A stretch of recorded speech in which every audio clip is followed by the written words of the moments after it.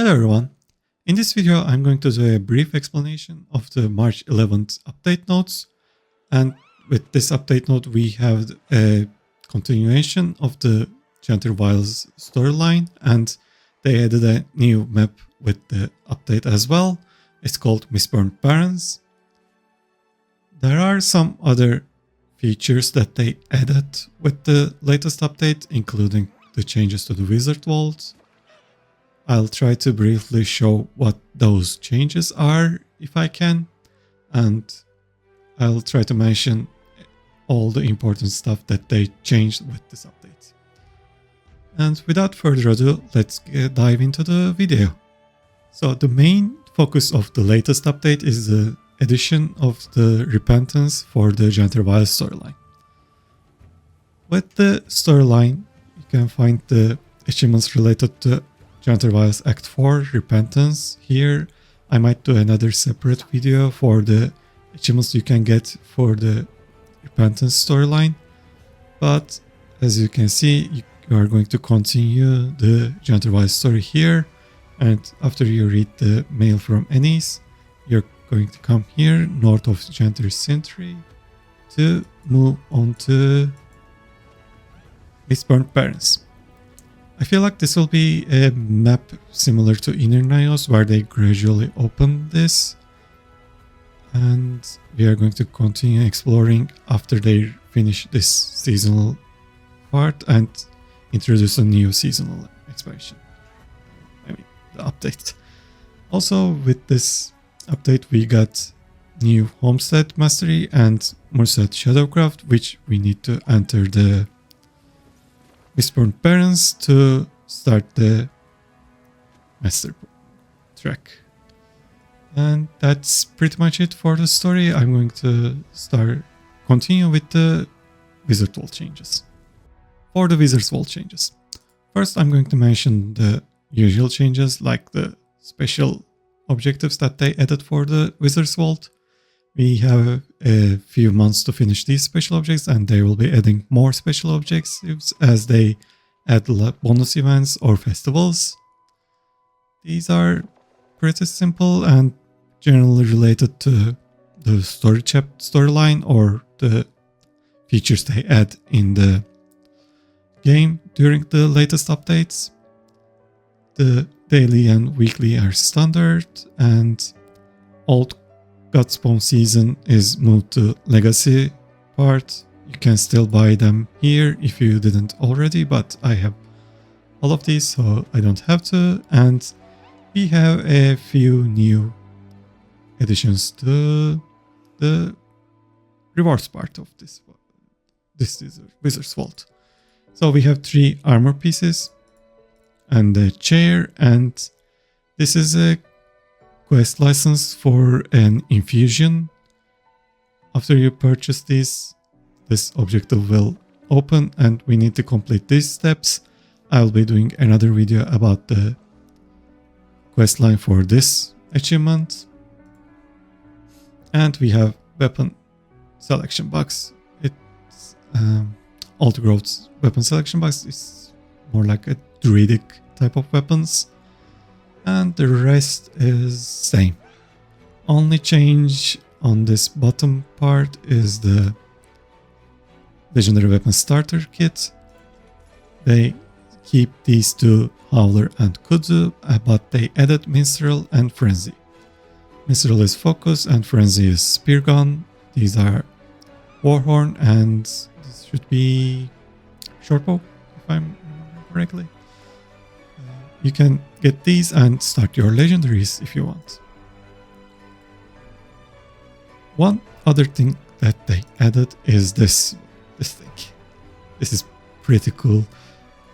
They should have added this way before this one, but yeah, I like this one. Now we can select how much we wanna buy from a specific item, because it used to take ages to get to 5 by 5 by 5 by 5 or 1 by 1, which is worse. And yeah, this is the best quality of life stuff that they added for the Wizard's Vault yet. Okay, that's pretty much it for the Wizard's Vault. Now that I got my chair from the Wizard's Vault, I'm gonna show the next feature that they added, and it is related to the Black Line Trading Company. So I'm gonna show this change on this item. When we come over the quantity anywhere over here and use our mouse wheels, we can increase or decrease the number of the item that we want to buy. This also works with the amount of gold as well as silver or copper. We can do it here. We don't have to be on any of the numbers to use our mouse wheels. This is a pretty decent quality of life change, but we need to be careful not to overbuy or underbuy or buy something overpriced. So I don't know, this is a decent change that I kind of like that they added for the Black Lion. And since we are in the Black Lion Trading Company, I'm gonna also show the changes that they did for this one. I mean, they also added the old mount for the Super Adventure mount for the turtle, but I'm gonna show these new mounts that they added. These are new versions of old mounts, I guess. They kind of look cool. I kind of like this one. Yeah, these are some new additions to the Black Line. Since we are going over the Black Line changes, I'm gonna also mention this one now. We have new guaranteed drop from the Black Line chest. This is the blue dye that we can get from the Black Line chest. These are always same for the commons. We have now infused Aurora leggings for the uncommon ones, and the uncommon weapon skins are the Ice River skins. And the rare skins are White Tiger skins. And these are the new notes that we can get from the Black Line chests, if we are lucky. And that's pretty much it for the Black Line changes overall. Now let's talk about the Homestead changes. There are a few minor fixes in the Homesteads, but I want to show the changes for the Deftlahar's inventory. So we have these 4 new notes for our Homesteads. Each of them costs 1000 Ursus Oblige and some Karma and 50 gold coins. And after we get these for our Homesteads, it will be permanent. We don't have to buy them again. Other than that, there is one more thing that they added, and it's this acknowledgement to Deftlahar. They added new achievements for new Homestead recipes for the Janthir Wilds. It's here, and we can either finish some objectives in the mentioned map, or we can just come here and get this one to open these ones. But if you read the acknowledgement, we say that if we buy these ones, even after we finish the achievements related to these recipes, we won't be getting our gold back. So I would probably be doing the achievements themselves to not pay that much gold for some recipes that's similar to the ones that Deftlahar is selling. And I guess that's pretty much it. I just want to mention this one again. I already mentioned the addition of new Masteries with the latest update, and this is one of them, which will increase our ability to craft better items in the handiwork station that is located in this hut. And yeah, that's all the changes that they added for the Homesteads. Convergences and for the raids, there are a few quality of life changes, not quality of life changes, but more like fixes for both of them. And a few quality of life changes, of course. The main thing that I want to mention is that we now have Greer for the Convergences, which I didn't get it. Maybe it's not Greer's week. this week. They say they are going to be changing every week, but maybe the change is more like increase the chance of getting Greer in your convergence, but I got the Decima, so I am doing my video on Decima. And for the raids, we have all 3 bosses for the raids, but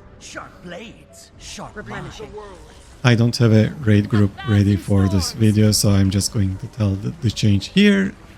For all 3 bosses, we have now challenge modes active for the raids, and we can now do the bosses in challenge mode. I don't know the differences in the challenge mode, and I will be doing them later on, kind of like a blind try for the CMs.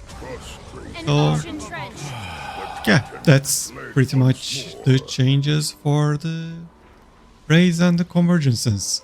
And also for the raids, we will be getting a legendary CM for Ura in the 25th of March, so we are waiting for that. It's almost there. I quickly want to mention something about the World vs. World team selection. It's a pretty simple one. After we select our World vs. World team for the World vs. World guild for our next selection team, there will be an icon here, like always, but this time in the roster we can see who picked this guild as their main World vs. World team. So you can see other people's who in your guild also picked this guild as your team. The final thing that I want to mention is the item rewards that they added with the latest update. So first thing I want to show you is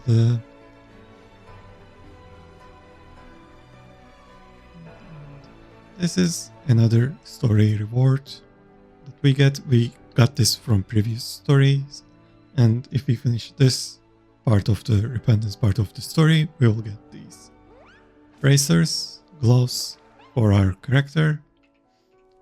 Other than that, we have these obsidian weapons that we can collect from the new map, and some other places. I got this from the jumping puzzle, the B one in the Lowland Shores. And we also have a few titles as well as these relics that they added for the core set. So this time they didn't add new 6 relics specific to Janthir Wilds. These 12 relics are the old rune effects that we had, and they now put these for the relics. We used to have all of these in the runes. Now we can get them back with the relics.